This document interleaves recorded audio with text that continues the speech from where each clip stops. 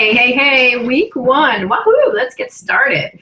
So we are going to start with wealth and abundance because not that it's an easy one, but because everybody can relate to money, right? We all understand money.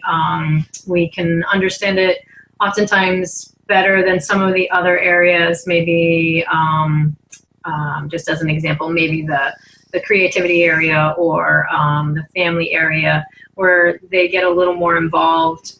So everybody can kind of relate to money. You use money every single day. You see money come in, you earn money, you see money go out, you pay bills, and hopefully you're saving money.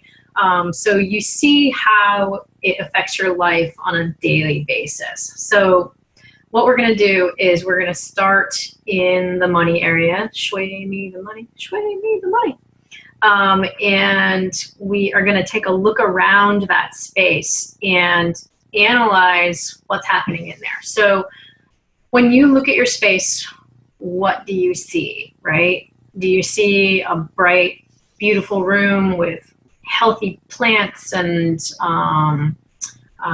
just a vibrant kind of energy in there, or is it a dark garage perhaps that doesn't get a whole lot of light and doesn't get a whole lot of love and care? Maybe there's no healthy things in there at all. So taking a look at that space and then considering your finances. So chances are if you have a bright, beautiful, nicely decorated, lots of daylight, lots of light, healthy plants, all that kind of stuff in your wealth area, then your finances are flowing pretty well, right? You've probably got a pretty decent job and the bills are easy to pay, that kind of stuff. You take vacations whenever you want. Or you could potentially have, the opposite happening. So say your wealth area is in your garage, or maybe it's completely missing from your house, then oftentimes finances are hard to come by, or it's a struggle, and you're constantly aware of having to make more money to pay more bills, and it becomes a struggle. So take a look around and really start to analyze how your space is affecting your life. And I think money is a great place to start because it is so relatable. So if this area is in alignment and it's working for you, then you probably have a pretty decent paying job, and you're in the flow, you've got money for vacation, that kind of stuff. If it is not in alignment, or maybe it's kind of in alignment, then you're kind of, you're floating, you're hanging in there. But the real objective is to get you to that next level, right? Of having that great job, or having the ideal situation where money is flowing in and you're saving and you're able to go on vacations whenever you want.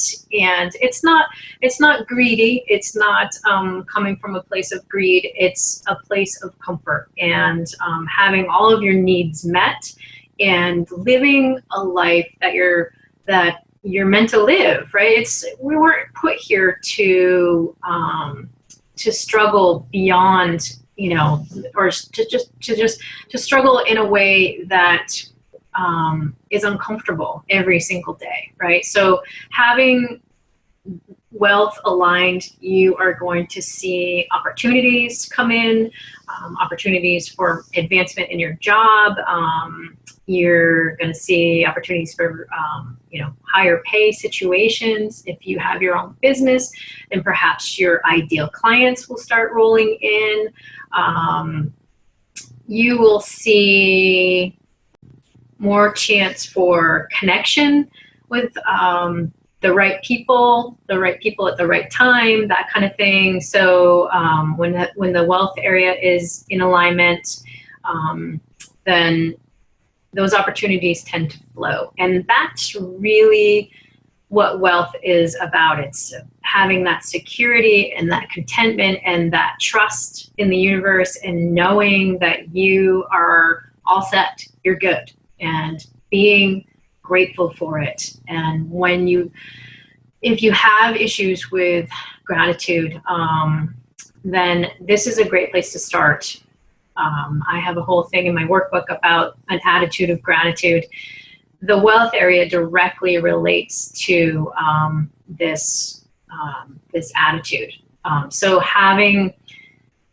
when you start to have that dark cloud hanging over your head about your finances, take a look around at your life and make a list. Make a list of 10, 20, whatever it is that you can get out of all of the things that you're grateful for, because it really starts to turn things around. And when your attitude starts to turn around, your life turns around, because you see it in a different perspective, but also the universe opens up to you and says, oh yes, here's more. So when you're closed down and you're in that negative mind frame of I never have enough, the universe says, you're right, you never have enough, and I'm never going to give it to you. So you have to get into that natural flow, into that natural energy, and change your mindset and say, yes, I'm grateful for what I have, and really feel it, right? Feel it in your heart. I can feel my heart right now because I'm so grateful to be here with you guys. And if you really feel it, you feel that gratitude, then the universe responds and says, yes, here you go. Here's more, because that's the way it works. That's the way energy responds. It responds to your thoughts. It responds to your feelings. And so you are in control of this, and you can turn this around. Feng Shui is going to enhance that. It's going to help you. So it's going to take you out of those past beliefs. It's going to take you out of those stories and how you've got your space set up. And we're going to turn it around, and it's just going to happen. It's going to be, I hope it's instantaneous, because in the money area it generally is, because a sign comes in almost immediately. So it's really exciting. So I want you to jump into the written work where all of this information is. So you don't have to remember it. You don't have to take notes. It's all going to be in there. But enhancements to get you started. Once you find your wealth area, I am a huge fan of color. So color has its own vibration, and certain areas, certain energy centers relate to certain colors. So the wealth area is purple. So the first thing you can do is find something purple in your house and place it in your wealth area. It can be a purple flower, it can be a purple scarf, it can be amethyst stones, it can be purple rocks. It can be your old favorite purple t-shirt, whatever you have, just something that, preferably something that you like, right? You don't want to put something that you don't like, because that's has a negative energy around it, but something you like, something that's purple, even if it's a piece of construction paper or some kind of crafting paper that's purple. Anything, artwork, purple. Just get something purple in there. It doesn't have to be magazine quality decorating. Just get something purple in there and watch the shifts. So that's a great place to start.